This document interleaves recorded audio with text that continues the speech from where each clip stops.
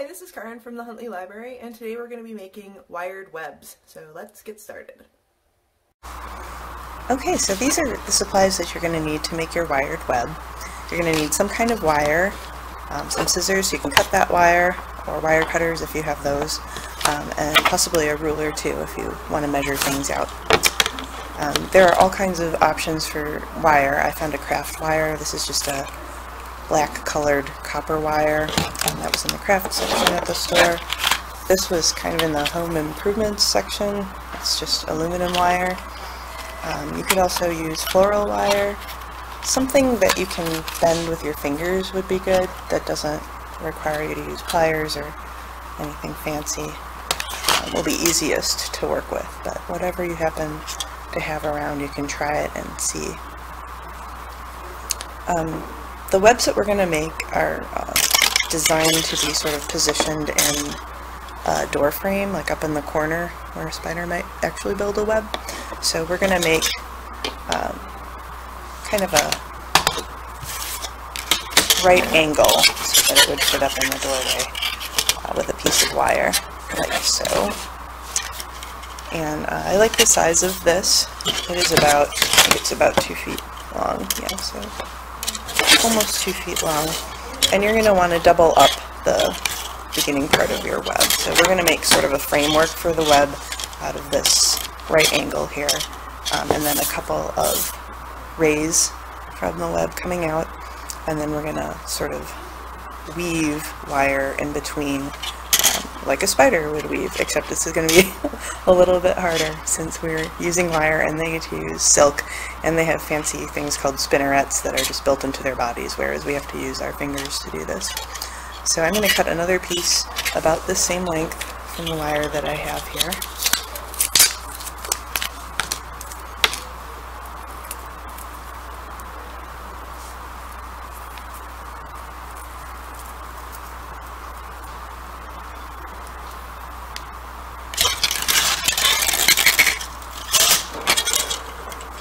Today I'm using a new setup here at the library. We have needed a studio space. I'm also learning how to use all of our equipment here.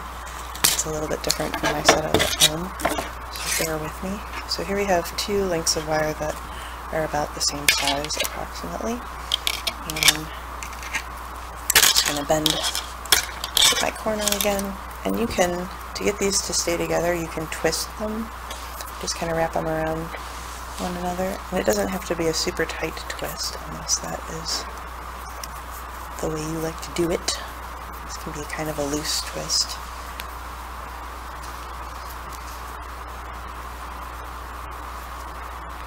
And the reason that I'm keeping it loose is because when we weave our connecting pieces through, to keep them in place, I like to put the end through these holes that are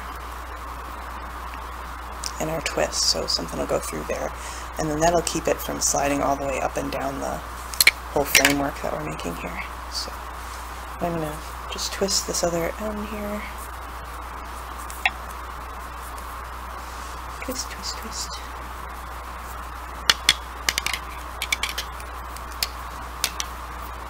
I actually have a huge spider that's living outside of my garage right now.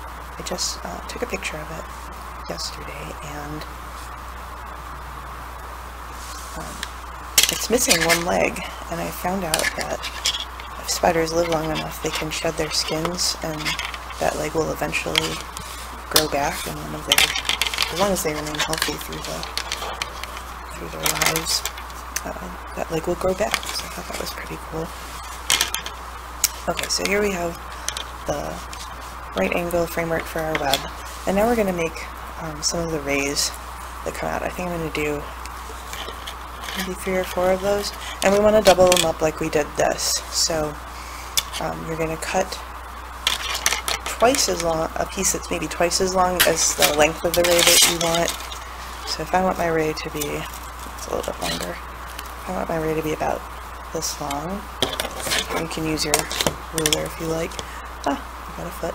So if I want it to be about 12 inches or a foot long, I'm going to cut a 2-foot piece so that I can twist it, and then I'm going to make think 3 more of those, and they can be in different lengths too, so you can make them shorter or longer or all the same size. It is up to you. So that's about a foot.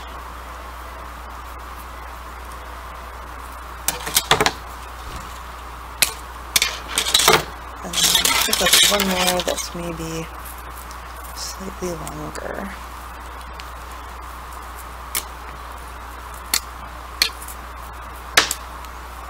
So this is maybe about 1.5 feet. So this will be 3 feet. Oh, and the craft wire, how much of this is there? This is, it's about 8 yards of the wire, so on the example that I made earlier, oops, I didn't need to cut it off there, I meant to fold it over. So this one is going to be 2 pieces, but really I'm going to combine it into one. In the example that I made earlier, I used almost all of the wire that I had, so you may want to have about 8 yards, depending on the size of the web that you're making, available to you. So because I cut this in half, whoops, by mistake, I'm going to twist it back together again so that it's all in one piece. The bending it in half is just a shortcut, otherwise you could cut each strand individually if you like. Okay, and I'm gonna pause this and let you guys twist as well, and then I'll show you how to attach all of these rays to our web.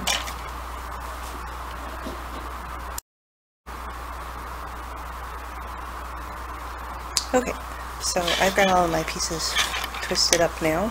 I left a little bit at the bottom here on all of these pieces because later on we're going to come back and sort of make a little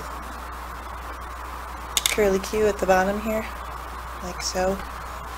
So you can leave some length at the end to do that, or we can untwist when it comes time to prettify our web. Okay, so we're going to attach these rays that we made to this corner piece here, and then space them out however we like them when we do our actual weaving. So you can decide where you want each of those to be. I'm going to do the longer one up here, and then the 2 that are about the same size down here. So you can just start bending them around our base that we created. And if there's, you don't have to worry too much about them sticking out right there. We're going to come back through and weave here in a minute.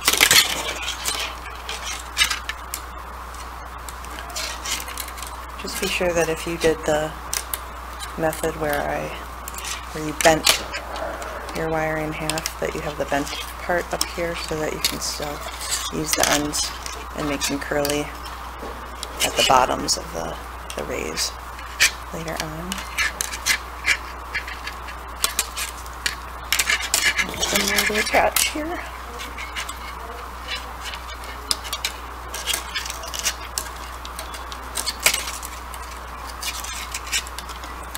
Okay. I got all my rays attached now. Going everywhere, of course.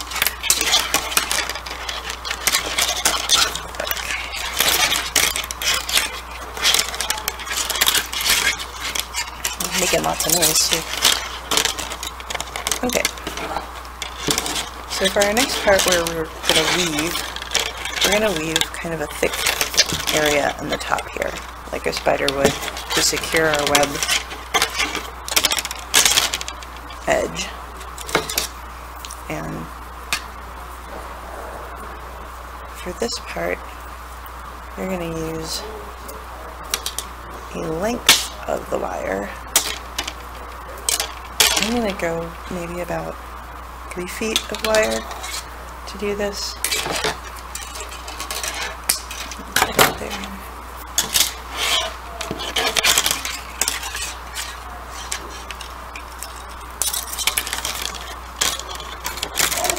And don't worry too much about how it looks right now, because we can change things later on. And then you just want to attach it on one side by wrapping it around a few times. And then weave. Weaving, you're going to go over and under and over and under the different rays. And then come back going the opposite direction. So if you went under this last one, you go over it this time, and then under the next one, always going the opposite direction. Over, under, over. So we've come across twice there. Can you see that? And then I'm going to go, since I came over this way, I'm going to go under, and then over, under,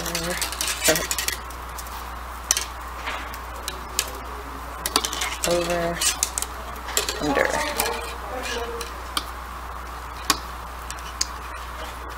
And you kind of want to preserve this right angle here, so make sure that you're not pulling it too tight at this point. And let's go across again, going over, under, over, oops. Sorry, under, over, under, over, under. I'm going to go one more time. Over, under, over, under, over. Okay. And that's a good foundation for our web here in the corner.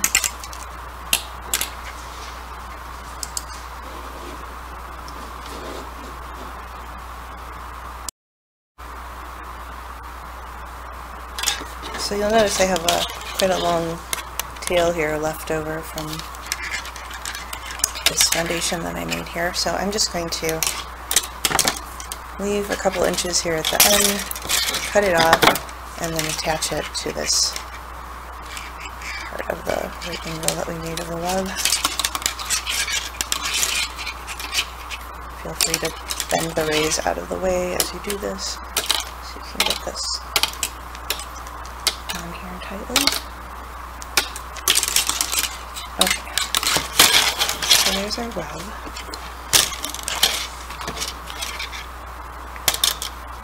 Okay, and now we are going to do something similar, except for these weavings, we don't want them to slide up and down easily like those did, so we're going to open up one of these little twists that we made, and then stick our wire through there. And since we're just starting on this side, we're going to attach it by wrapping it around the ray of the web here. Okay.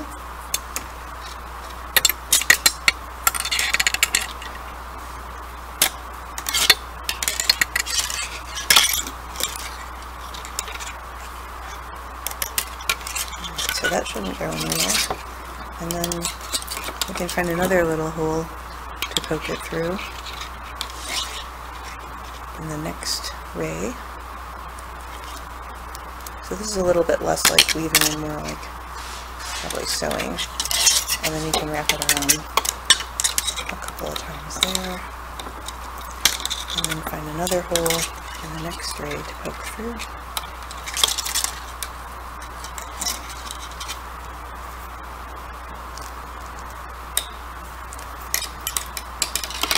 And you can adjust how these look later on when you've finished, but be sure to, once again, leave enough space so that you can preserve this right angle shape. I'm going to wrap it around that way,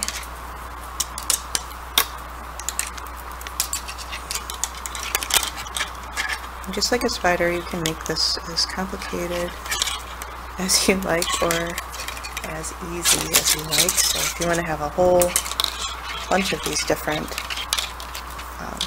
webs going across, then you can do that, or you can just do a few of them. You, as a human, do not have to worry about actually catching things in this web, so you probably would prefer not to catch things.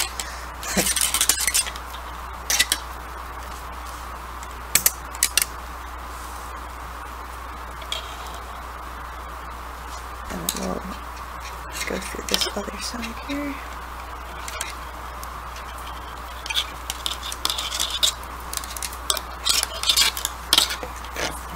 Wrap it around a couple times. Okay. I'm going to wrap down further on the end ray here until I get to a spot where I want to come across again. So I went down about 1 inch, and you can go down that far or decide another spot to go down. And then we're just going to go back the other way and do the same thing. Now, if you're running out of wire, like I am here, don't worry. You can just finish wrapping here to end this piece, and then we'll just get another, put another piece, and then start in the same area.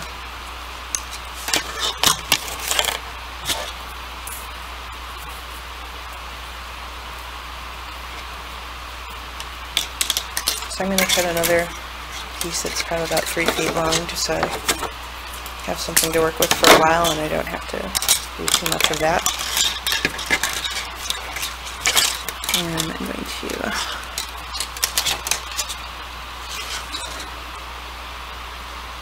wrap it around here to get it started.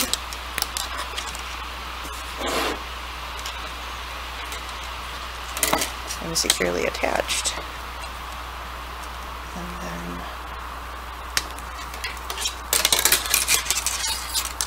I'll come back this way.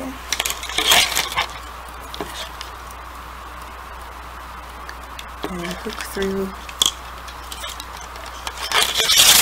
like this, and try not to, I've got all of the wire involved.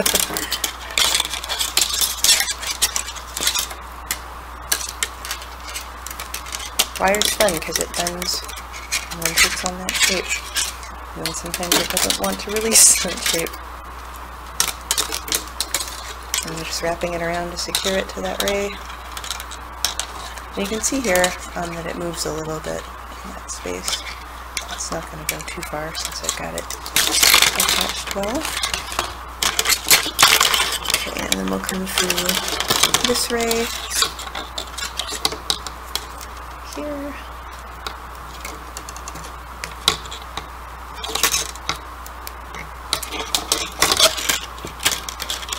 Whoops. I think I was doing better when I went from left to right.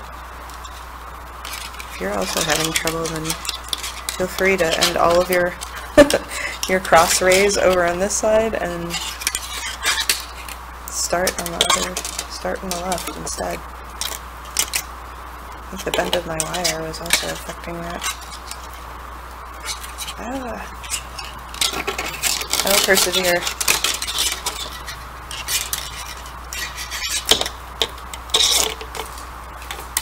Okay, one more ray, and then I can go back in the direction I prefer.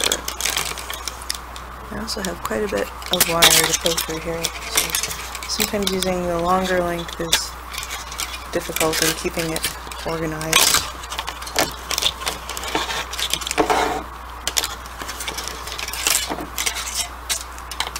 Okay. And then as before, I will twist down a little bit on this outer ray. My wire is just snagging everything until I'm in a spot where I want to come across again. And then I'm gonna open up one of my little twists and poke through. Maybe poke through like so.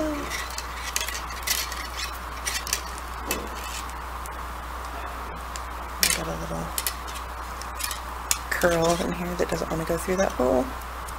So fight, fight, fight. Fight with your wire until it behaves. There we go. There are probably much more elegant ways of doing this. So I had a thought that if you had like a cork board or a wooden board and you wanted to put nails in that would kind of keep this shape, and you could kind of wrap around the nails, and it might be easier than trying to hold the whole web while you're doing this. So if you want to try that and let me know how it goes, I would be happy to hear your suggestions. Okay, so I'm just going to keep doing this. I'm going to do, I think, I'll finish this row and then we'll do probably one more, and then I'll stop and show you how to do the decorative ends on your web. So we'll pause here for a second and I'll let you guys get to the same point.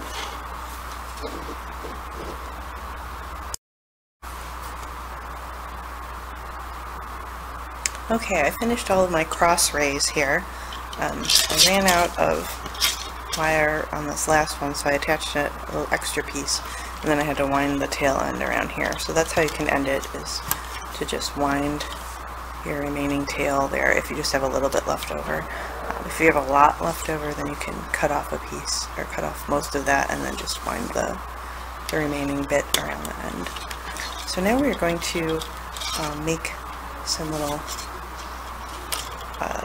fancy curlicues here with these ends that actual spiders would never use, but it'll look nice for decoration. And if you have a pencil or a chopstick or something like that, you could use that to make those curlicues. I'm just unwinding some of the twists here so that I have some lengths of wire to work with to make those. You can do the same thing. This one gets up into my webs. Just make sure it's secure before I unwind. Okay, so now I have lots of wire to work with. And you just want to curl it like a spiral, but a flat spiral, like so. You can do that with your fingers, or you could wrap it around a pencil, something like that. And if you have pliers, and it's easier to use those to bend the wire, go for it. I do not have any pliers personally, so I'm going to be doing it all with my fingers. I'll develop very strong finger muscles after this. You can go on to the Finger Olympics.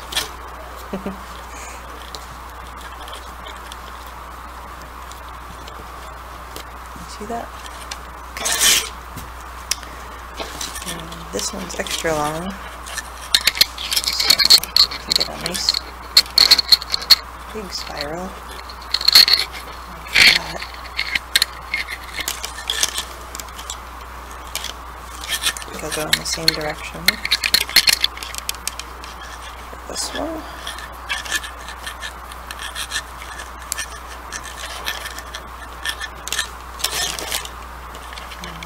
Other way for these. I lied, going the same direction.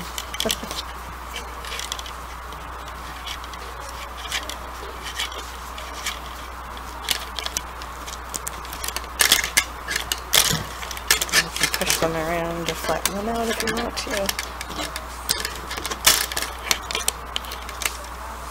And I just have these left, so I'll go this one, and the opposite direction for this other one.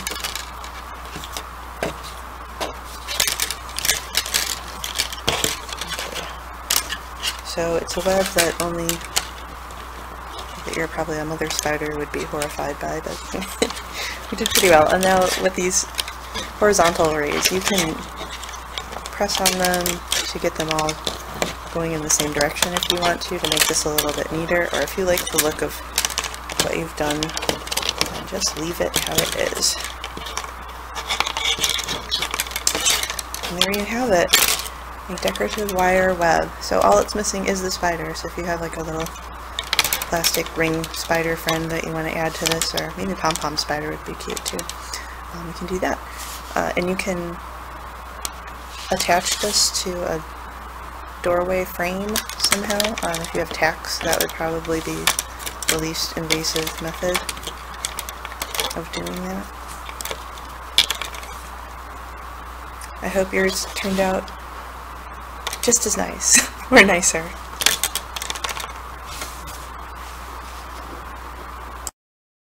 I hope you had fun making wired webs with me today. Now we just need some spiders to hang in these. For more fun activities and other ideas from the Huntley Area Public Library, you can check out our website, www.huntleylibrary.org. See you next time. Bye.